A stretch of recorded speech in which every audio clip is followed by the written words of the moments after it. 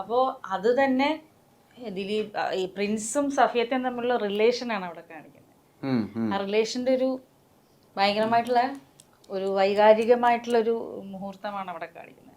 സാറേ ഇങ്ങനെ വന്നപ്പോൾ പറ്റിയില്ല എന്ന് പറയുന്ന ഒരു സാധനം അത്ര ഫീൽ ചെയ്ത അത് പ്രിൻസിന് മനസ്സിലാവുന്നുണ്ട്.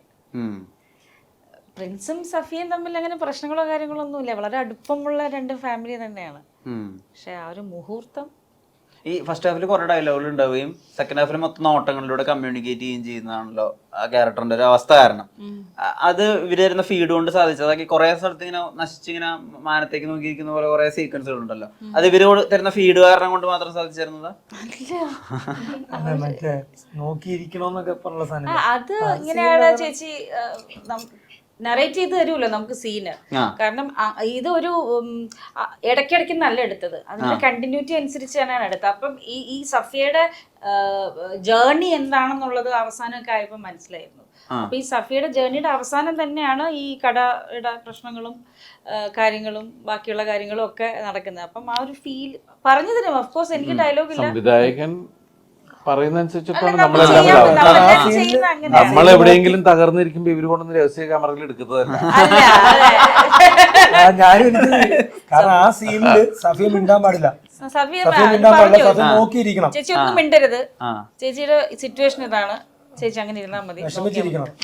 പക്ഷെ ആ വിഷമിച്ചിരിക്കണം എന്ന് നമ്മൾ പറയുന്നുള്ളൂ, ബാക്കി ചെയ്യണമെന്നവരാണ്.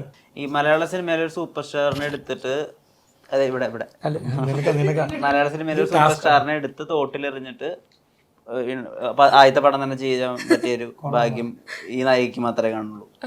അപ്പൊ ഈ ഓവറാക്കി ചെയ്യേണ്ട ഒരുപാട് സീൻസ് ഉണ്ട്, ഓവർ ആക്ടിങ് ആവാനും പാടില്ല. ആ മീറ്റർ എങ്ങനെയാ പിടിച്ചത്? അയ്യോ, അത് മീറ്റർ എനിക്ക് പിടിക്കാൻ ഹെൽപ്പ് ചെയ്തത് ബിൻഡോ ചേട്ടനും ഷാരിസ് ചേട്ടനാണ്. ഇദ്ദേഹം ഭയങ്കര ഓവറാണോ? അല്ല, ഇദ്ദേഹം ഭയങ്കര ഓവറായിട്ട് കാണിച്ചു തരുമോ? കാണിച്ചതല്ല, എനിക്ക് ദാറ്റ് മച്ച് ക്ലാരിറ്റി ആ മീറ്റർ എനിക്ക് കിട്ടാൻ വേണ്ടിയിട്ട് ആ ക്ലാരിറ്റി ആ എക്സ്പ്ലനേഷനിൽ every short of this project എനിക്ക് കിട്ടിയിരുന്നു. അതില് 90% ഇപ്പം തോട്ടിലെടുത്ത് എറിയണം പറഞ്ഞില്ലേ. പിന്നെ ഓൾറെഡി എനിക്ക് ആദ്യം 2-3 സീക്വൻസ് കഴിഞ്ഞപ്പോൾ തന്നെ മനസ്സിലായി ഇത്രയും എനർജി പുൾ ചെയ്താൽ മാത്രമേ പടം അല്ലെങ്കിൽ ഈ ക്യാരക്ടർ അത്രയും പുൾ ചെയ്യാൻ പറ്റുള്ളൂ. And through out this journey ഇതാണ് ഇതിന്റെ ഒരു സ്ട്രക്ചർ, ഈ ക്യാരക്ടറിനെ കൺസ്ട്രക്ട് ചെയ്ത് വെച്ചിരിക്കുന്ന സ്ട്രക്ചർ ഇതാണ്. അപ്പോൾ ഇത് ആവശ്യമാണ്. എനിക്കറിയാം ഞാൻ അത് ഇല്ലാത്ത എനർജിയൊക്കെ എടുത്തിട്ടാണ് ഇത് ചെയ്യണത്. പക്ഷേ ലൈക്ക് എന്താ പറയാ, അവർ അത്രയും ക്ലാരിറ്റി തന്നത് കൊണ്ട് എനിക്ക് മനസ്സിലായി. ഞാനിപ്പം എന്തെങ്കിലും പറയുമ്പം ഓക്കെ കുറച്ച് ഓവർ ആവുണ്ടോ ഞാൻ ചോദിക്കും, ചേട്ടാ അല്ല ഇത്രയും ആവശ്യമുണ്ട് എന്ന് അവിടെ ഒരു ഡോട്ട് ഇട്ട് തരും. അതൊരു ചിരിയാണെങ്കിൽ പോലും ഇത്ര നീളണ്ട, ഇവിടെ മതി, അല്ലെങ്കിൽ ഇത്ര നീളണം എന്നുള്ള അത്രയും വളരെ വ്യക്തമായിട്ടുള്ള ഒരു ഡീറ്റെയിലിംഗ് എനിക്ക് ഉണ്ടായിട്ടുണ്ട് എല്ലാ ഷോട്ടിന് മുന്നിലും. സോ അത് like that is what reflected there.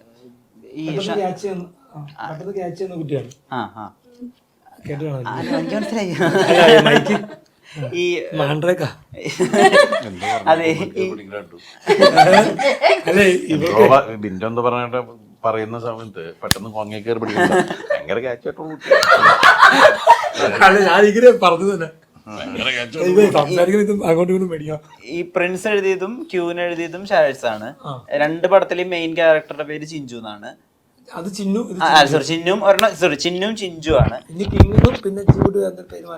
അങ്ങനെ ഒരു സംഭവം ഉണ്ട്. പ്രിൻസ് എഴുതിയതും ക്യൂൻ എഴുതിയതും ഷാരിസ് ആണല്ലോ, അതറിയാം. മറ്റേതിൽ ചിന്നു രണ്ടുപേരും കുറച്ച് ഓവറാ. വരുന്നവരെല്ലാം ഓവറാണ് ഏറെക്കുറെ. അല്ല, ഈ ക്യാരക്ടർ ഒരു പൊടിക്ക് ഓവർ ആയാലും ഇത് മൊത്തം വർക്കാവുള്ളൂ. അല്ലാതെ ആദ്യത്തെ കാണിക്കുമ്പോ തന്നെ ഈ കുട്ടി വളരെ നോർമൽ ആണെങ്കിൽ നമുക്ക് തോന്നും ഇതെന്താ ഈ കാണിക്കണേന്ന് തോന്നും. അതെ, ഒരു സ്ഥലത്തുനിന്ന് വേറെ സ്വഭാവം കാണിച്ചു കഴിഞ്ഞാൽ ഇത് നമുക്ക് തോന്നും ഇതിലെന്തോ ഒരു കുഴപ്പമുണ്ടോ എന്ന് കാണാൻ വരുന്ന കഥാപാത്രത്തിന് തോന്നുന്നുണ്ട്. ഇതിലൂടെ അത് പറയാൻ പറ്റുമെന്ന് അറിയത്തില്ല. എന്നോട് ഷാരിസ് ആദ്യം പറഞ്ഞ തോട്ടത്തിൽ കടിഞ്ഞൂൽ കല്യാണത്തിന് ഉറവിച്ച പോലത്തെ ഒരു ഐറ്റം എന്നാണ് ആദ്യമേ യൂട്യൂബ് ചാനൽ അതാണ് നമ്മുടെ ഹുക്കിംഗ് പോയിന്റ്. അപ്പൊ അതിൽ നിന്നാണ് ഇതിന്റെ പിന്നെ എല്ലാം തുടങ്ങുന്നത്. ഈ പ്രാന്ത് ആവണ്ട, സ്വാർത്ഥത മതി. അതെ, അങ്ങനെ ഇതില്ല. പക്ഷെ ഇതാണ് അതിന്റെ ബേസിക് സംഭവം. എക്സെൻട്രിക് പ്ലാറ്റ്ഫോം അതാണ്, എക്സെൻട്രിക് ആയിട്ടുള്ള ആള്. എനിക്ക് തോന്നുന്നു വിഷ്ണു മുൻവിധിയുള്ള ഒരാള് ചെയ്യുന്നതിലും നല്ലത് ഈ കുട്ടി ചെയ്ത് തന്നെയാണ്. ചെയ്ത് തന്നെയാണ്. അപ്പൊ ചോദിക്കും മുൻവിധി ഉള്ളവർ ഇപ്പൊ ചിലർ രേവതി കിലുക്കം, പക്ഷെ വേറെ കാര്യം വെച്ചാൽ അതിനകത്ത് ശരിക്കും ആക്ട് ചെയ്യുന്നതാണ്. അതെ അതെ ഇത് ഇവരുടെ നേച്ചറാണ്. Yes yes yes. അതാണ് എനിക്കത് ഒരു എസ്റ്റാബ്ലിഷ് ഹീറോയിനായിരുന്നെങ്കിൽ ഒരിക്കലും ഇത് ഈ റോൾ ഇത്രയും വാഴ്ത്തപ്പെടില്ലായിരുന്നു, മറിച്ച് അവർക്ക് പ്രോബ്ലം വരികയും ചെയ്യുമായിരുന്നു. ഇത് ഈ കുട്ടി ഇങ്ങോട്ട് ഒന്ന് നിഷ്കളങ്കമായിട്ട് അങ്ങ് ബിഹേവ് ചെയ്തു, ഇവർ കൃത്യമായി ഗൈഡ് ചെയ്തു. അതുകൊണ്ടാണ് അതിന്റെ നമ്മൾ ഉദ്ദേശിച്ചല്ലേ ഒരു പുതിയ വ്ളോഗർ വരത്തില്ലേ, ആ ഇതൊരു പുതിയ വ്ളോഗർ, അപ്പൊ അങ്ങനെയല്ലേ പ്രശ്നം കാണുള്ളൂ. ഒരു നോൺ ഫേസ് ആണെങ്കിൽ നമ്മൾ ആദ്യം നോൺ ഫേസ് ഒക്കെ ആലോചിച്ചായിരുന്നു. നോൺ ഫേസ് ആണെങ്കിൽ കമ്പയറിങ് ഉണ്ടാവും, പിന്നെ അവർക്ക് ഒരു ഓവർ പരിപാടികൾക്ക് വരുമ്പം ഒരു വേറെ രീതിയിൽ വരും. ഇതാകുമ്പോൾ ഇങ്ങനത്തെ ഉള്ള ഒരു പുതിയ വ്ളോഗർ വന്ന പോലെ ഫീൽ ചെയ്യും എന്നുള്ളതായിരുന്നു അതിന്റെ ഉദ്ദേശം. ജോൺ ചേട്ടൻ ഇതിനകത്തൊരു ഡയലോഗ് പറയുന്നില്ലേ, ഈ വെറുപ്പ് വിറ്റ് ജീവിക്കുന്നവരുടെ ഇടയിൽ ഇത്രയൊന്നും ജെനുവിൻ ആവരുത് പ്രിൻസ് അൺഫിറ്റ് ആണ്. അൺഫിറ്റ് ആണെന്ന് പറയുന്നത്. ഇത് എന്താ കാര്യം വെച്ചാൽ ലോകം പോകെ പോകെ നമ്മളുടെ ഒരു ജനറേഷൻ തന്നെ ലൈഫ് തന്നെ ഡിസൈൻ ചെയ്യുന്നത് ഇൻസ്റ്റാഗ്രാം ബേസ് ചെയ്തിട്ടാണ്. ഇൻസ്റ്റാഗ്രാമിൽ ഒരു ഇൻഫ്ലുവൻസർ റൂം ഇങ്ങനെ ഒതുക്കി വെക്കുന്നു, അപ്പൊ അറിഞ്ഞോ അറിയാതെ നമ്മുടെ റൂം നമ്മൾ അങ്ങനെ ഒതുക്കി വെക്കുന്നു. ട്രെൻഡ്, സോഷ്യൽ മീഡിയയിലത്തെ വസ്ത്രങ്ങളുടെ ട്രെൻഡ്, ആളുകളോട് സംസാരിക്കുന്ന ട്രെൻഡ്, ഇമോഷൻ, എന്ത് സിനിമ കാണണം, അതൊക്കെ ഇപ്പൊ അറിഞ്ഞോ അറിയാതെ ഇൻസ്റ്റാഗ്രാമാണ് തീരുമാനിക്കുക. നമ്മൾ പറയുന്നതിന് അനുസരിച്ചുള്ള സജഷൻസ് ഇൻസ്റ്റാഗ്രാമിൽ റീൽസ് വരും. അപ്പൊ ജെനുവിൻ ആയിട്ട് ഇരിക്കുക എന്ന് പറയുന്നത് തന്നെ വളരെ അൺഫിറ്റ് ആയിട്ടുള്ള ഒരു കാര്യമാണ്. രസമായിട്ട് കമ്മ്യൂണിക്കേറ്റ് ചെയ്യുന്നത്, ഒരുപാട് ഡെപ്ത് ഉണ്ട് ആ ഡയലോഗിന്. അത് അത്രയും മനസ്സിലാക്കിയിട്ടാണോ അന്ന് അപ്പർ എൻ്റർ ചെയ്യുന്നത്? പിന്നെ അത് മനസ്സിലാക്കിയത് ഞാൻ മലയാളിയല്ലേ, ഞാൻ ജീവിതത്തിൽ എന്തെല്ലാം മുഹൂർത്തങ്ങൾ കൈകാര്യം ചെയ്തിട്ടുള്ള ഒരു മനുഷ്യനാണ്, എന്തെല്ലാം അനുഭവങ്ങൾ എനിക്കുണ്ട്. ഫസ്റ്റ് ടേക്ക് ഒക്കെ ആയിരുന്നു, ഫസ്റ്റ് ടേക്ക് അല്ല ചുമ്മാ ഞാൻ എനിക്ക് ഏറ്റവും ഇഷ്ടം ഇമോഷൻ ചെയ്യാനാണ്. അപ്പോൾ ഞാൻ ഇവിടെ അതല്ലേ പറഞ്ഞത്, ഞാൻ ഇതാന്നല്ല. പക്ഷെ എനിക്ക് ഭയങ്കര പ്രത്യേകിച്ച് ദിലീപിനോട് പറയുമ്പോൾ എന്തുകൊണ്ട് നമ്മുടെയൊക്കെ ജീവിതത്തിൽ സംഭവിക്കുന്ന കാര്യമല്ലേ ഇത്, നമുക്ക് തന്നെ ചിലപ്പോൾ തോന്നുന്നില്ല എന്തിനാ ഇവിടെ എന്ത് ചെയ്താലും.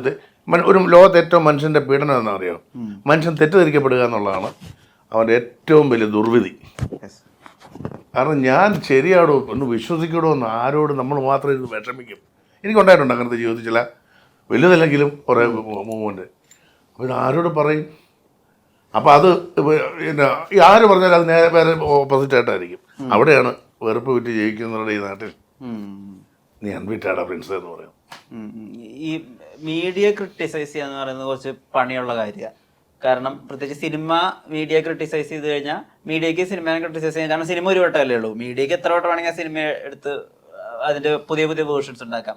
അപ്പൊ ആ ഒരു ഏരിയ ടച്ച് ചെയ്യുമ്പോൾ പേടിയുണ്ടായിരുന്നു, ഇതെങ്ങനെയാ ആളുകൾ എടുക്കുക, മീഡിയനെ ഇങ്ങനെ ഓപ്പൺലി വിമർശിച്ചാൽ എത്രത്തോളം അത് പ്രശ്നം വരും, അങ്ങനത്തെ ഒരു ചർച്ച ഉണ്ടായിട്ടുണ്ടോ?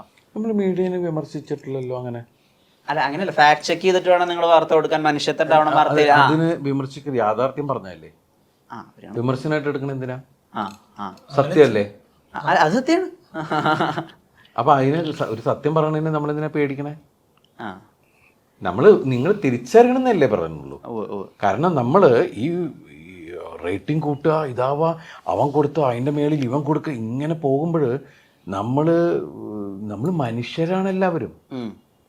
അവിടെ നിങ്ങൾ അങ്ങനെയല്ല, നമ്മളെല്ലാവരും മനുഷ്യരാണ്. അങ്ങനെ പോകുമ്പോൾ നമ്മൾ ഈ പോകുന്ന പോക്കിൽ നമ്മൾ എത്ര ജീവിതങ്ങൾ കുരുതി കൊടുത്തിട്ട് ഈ പോയിക്കൊണ്ടിരിക്കണേന്ന് പറയണത് ആലോചിക്കണം.